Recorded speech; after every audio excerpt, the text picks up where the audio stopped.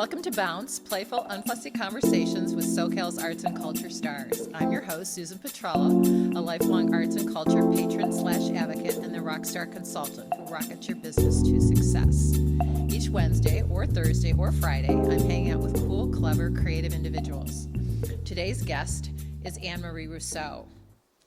Anne-Marie Rousseau is a multidisciplined artist and photographer who has exhibited her work in solo shows in New York, California, Texas, Ohio, and in Europe and Japan, as well as museums in Lancaster, Bakersfield, and Oklahoma.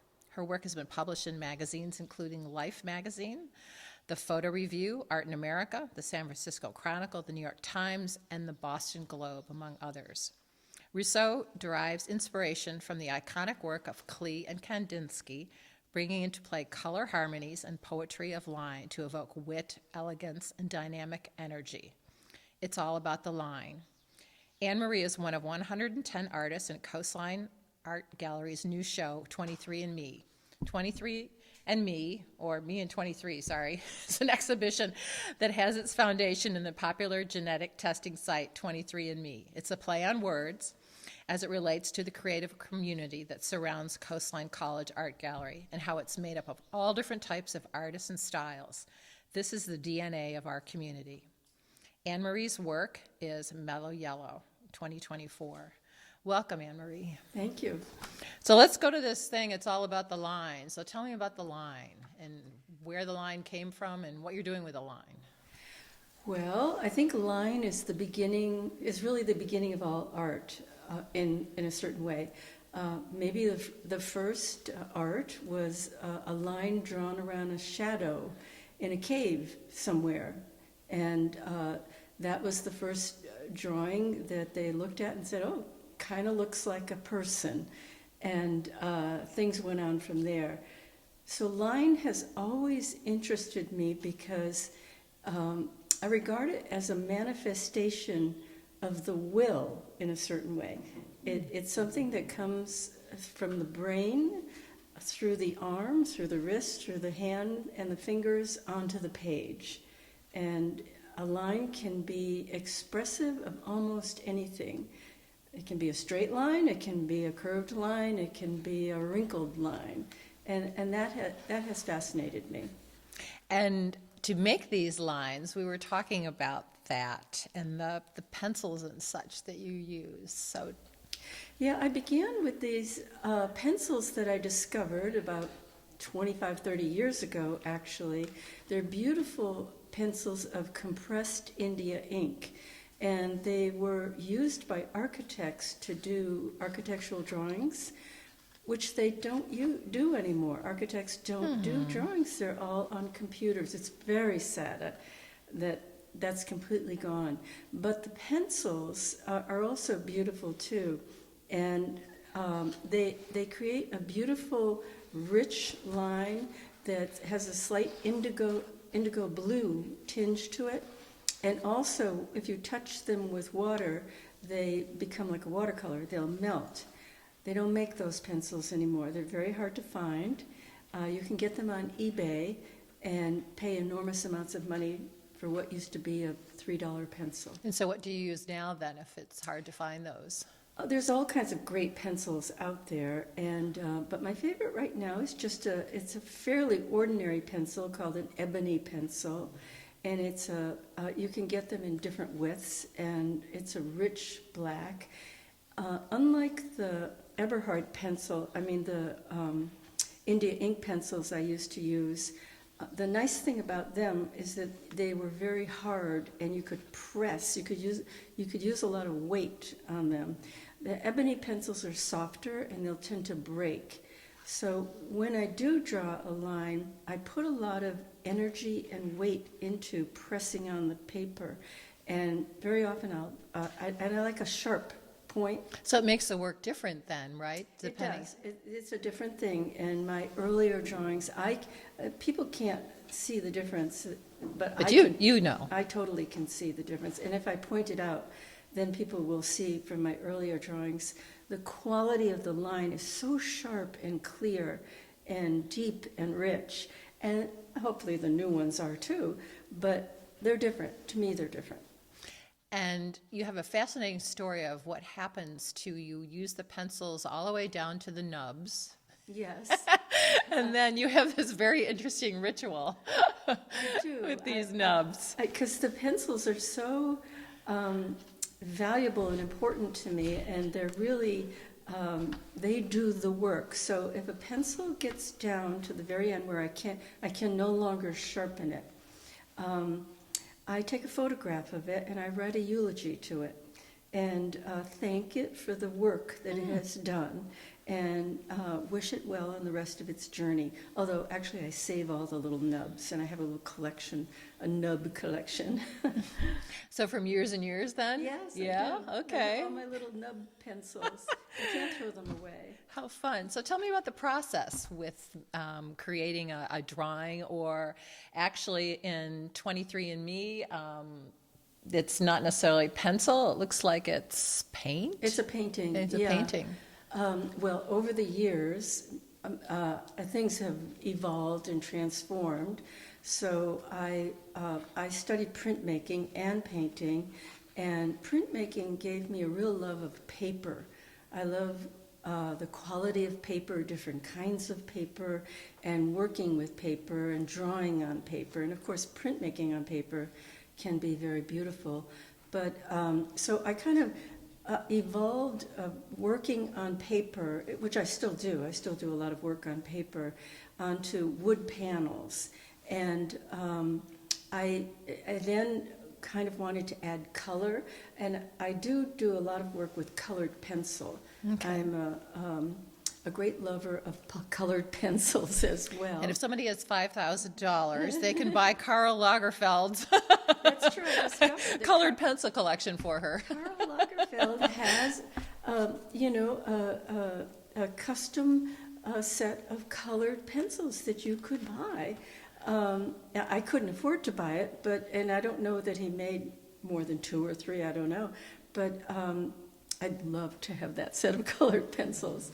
So I have, over the years, I've evolved into painting. I do a lot of painting the line, combining it with drawing, and also expanding the line into shapes and forms. Okay. But it usually starts with a line of some sort. I know you were this 100 points on a line, the Yeah. journey of that line. Yeah, that's a little formulation I came up with of taking, measuring off exactly 100 points on a line on one side of a paper, and then another 100 points on the other side of a paper, and then connecting them one by one. The hard part is matching line number 1 to point number 1, and line number 37 to point number 37, and seeing what happens in between. And I usually have a direction I'm going to go. I'm going to make an arc, or I'm going to make a swoop of some sort, or attempt some sort of straight line. And where does that come from? I mean, deciding on a swoop or an arc, or It's usually a visual thing. It's usually I'm kind of thinking about a shape and wonder if I can make that shape. And sometimes it works and sometimes it doesn't. Okay. So and again, all of the work that I do, I never do work that is, okay, I'm going to just do one thing and it's going to look exactly like that. All of the work I do is an experiment, and it's an adventure. That's what makes it fun. Finding out, well, I wonder what'll happen if I do this. I don't really know in the beginning. that's kind of fun to have this ongoing curiosity and like, what could come of this Yeah. joy and elation that's, or whatever. That's the fun part of being an artist. To start out, you don't know where this is going to go. You don't know what it's going to look like, and it could go badly, and it does go badly a lot. And sometimes it goes well, and you feel lucky when it does go well, or you get something you never expected or didn't know was there. And to me, that's totally the fun part of being an artist. And how do you know when it's done? I had one other artist say, like, he rents a studio, and so the studio owner would come in and put a Post-it note and say it's This painting has freaked him out. So how do you know, like, when it's done? It's just done, right? You know.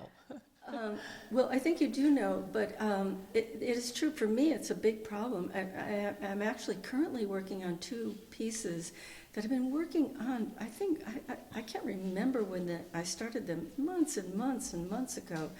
They just won't finish, and I looked at them this morning and I thought, why? I can't get them to resolve. And you look, and most of the time on a painting is spent looking, sitting there looking. I'm just looking. What does this painting want? At the from me? blank canvas or the blank piece of paper? No. No. Oh, well, you start there. But Okay. Then you add something more, and you add something more, and then you feel like, oh, I've added too much, and now I've got to take off half of that, and so you keeps going back and forth. But there are some paintings that just happen. They resolve themselves. They're done, and you just know it. Other paintings, and I'm currently in that space right now. I can't seem to finish it. And I'm not sure why that is. So these two paintings are being very difficult, Yes, right? they are. They have a little life of their own, and they're going to do what they want regardless of me. They're going to... So how many do you have going on at one time? I So you've got- usually have more than one going because one has to dry, and so I like to have another going Okay. while the other one is drying, and so I can go back and forth. And some of the new work you're working on is something called syncopation. Yes. So tell me about that. That's a new series that I began over the pandemic, and when I realized I was just going to be locked in my studio, we didn't know how long. I really saw it as an opportunity. You couldn't go out, you couldn't meet with friends, you couldn't do anything, so I had all this wonderful studio time. And it was something I'd been thinking about for a long time, but I hadn't done because I have to say it was what I might call off-brand of what I usually do. And I decided I don't care. I'm just going to do what I feel like right now. And I had these colors in mind that I'd been thinking about that were retro colors from the 1950s and 60s maybe. Okay. So I went back and looked at paintings from the late 40s, 50s, early 60s, and the colors they were using were very specific. And I was kind of interested in the painters from that time too, and of course Kandinsky and Klee, who kind of invented abstract art and talk a lot about line and color and shape and form. And so these paintings are kind of evolved out of looking at those paintings, and they began to look like musical notations. That's why the series is called Syncopations, because they look like what a jazz song would look like if you could put it in some sort of visual form. Okay. And so what are those colors then? That are... There, if you can remember the avocado Oh, kitchen. yeah. Yes. The gold, like a deep It's gold? kind No. of an off green, off golds, pale pinks, pale Okay. yellows. Turquoise? Was turquoise one of them? Turquoise is a big one too. I haven't used turquoise very much, but those kind of slightly off colors, they're not used very much anymore. Colors tend to be brighter and more pigment rich. But these are beautiful colors, and I just had some sort of fascination with using them, and I decided to go for it. Okay. So how many paintings have you made in this series so far? Oh, there's about, 25 or so. Okay. And more to go? Yeah, that's the ones that won't resolve themselves. So I'm still working on okay. maybe it's coming to an end because these paintings are telling me I'm not going to let you finish. I don't know. So yeah, I'm still working on them now. Oh, interesting. But you also have traveled abroad, and you had an artist residency in China. Yes, I did. It was a wonderful residency in Beijing, and I'm always I do the wrong thing as an artist. As an artist, you're supposed to do one thing and keep repeating it for 25 years. I've never been able to do that. I keep coming up with new ideas and new series I want to do. So again, I had this residency, and I thought I want to try something completely new. And this had to do with art history. And my love of art history and my love of visiting museums around the world, and also I've been a photographer for many years, so I often photograph in museums. And I have all these pictures of, beautiful Greek sculptures that I have photographed at the Louvre or the Glyptothek in Munich, and the Getty and the Metropolitan Museum in New York. So I've been saving those and looking at them a lot, and I decided I would make paintings based around what is preserved, what we choose to preserve in museums. Why do we choose these particular things to preserve? There are many things that could be stored and saved and looked at in museums, but we look at these, and so I'm kind of reinterpreting them and bringing them into the present. I'm sort of taking them out of the ancient times and bringing them into the present and giving them a new interpretation. And the series is called The Art of History. And they're very large paintings, about 72 by 69 inches, sort of large, not compared to some people's paintings these days. But they're currently trapped in China. Now, are they realistic then from the photograph Yes, then? yes, And then they it's are. just a different And background and Yeah, setting? different painting, I incorporate them into abstract shapes and forms and line. They're related to my other work in that way, and I use that line and shape and form with these images, and they're all kind of connected. Okay. And you said, they've been trapped in Yes, China because of for... the pandemic. I went there before the pandemic, and then the pandemic came, you couldn't get anything out of China. And then, of course, all of the big shipping crisis with container ships and so forth that happened, they kind of got trapped there. But the good news is there's a group of us, of about 4, that we've recently heard that they are now maybe going to be on their way back to us. So I may see them again. I don't know. Okay, and maybe have a show with them? I would love that. Anybody listening? So you mentioned about, the artist residency in China, and you've had a number of residencies, and so I do you have. look for something specific or... Anywhere that will accept me, that I can get accepted.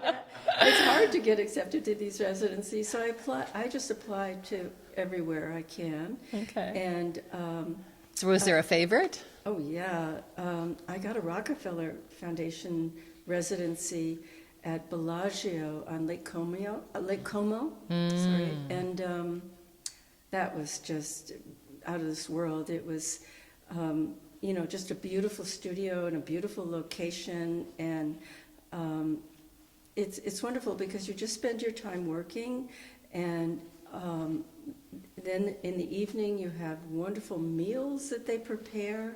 These Italian food that was better than anything I had ever had, and then people come from around the world, so you have interesting people to meet, and it's just really fortunate that I was able to. I always consider it a stroke of luck. Through no fault of my own do I get these residencies, because they're hard to get, and so you just keep applying and applying and. But is there pressure though? You were saying you have to, you're creating. No, nothing you don't is- you don't feel like you have to, you get this residency and you're, it's like, oh my God, I got to create. And what if you're like, have blank? Yeah. That hasn't happened, right? That has never happened to me, fortunately. I'm never blank. I never have, for me, I never have enough time to do all of the ideas that I have, all of the things I want to do. Do you write them down then if you have an idea Yeah, in I like a usually have, journal and such? Yes, I have a notebook of projects I want to work on. It should I ever get, another block of time? Should I ever get another Okay. residency? I always have way more that I want to do than I have actual time to do. Well, how wonderful. I'm so pleased to have had you here with us today, Anne Marie. Thank you. A special department and art gallery, David Michael Lee, director, curator, and professor. David's also our amazing producer. Thank you, David. Until next time.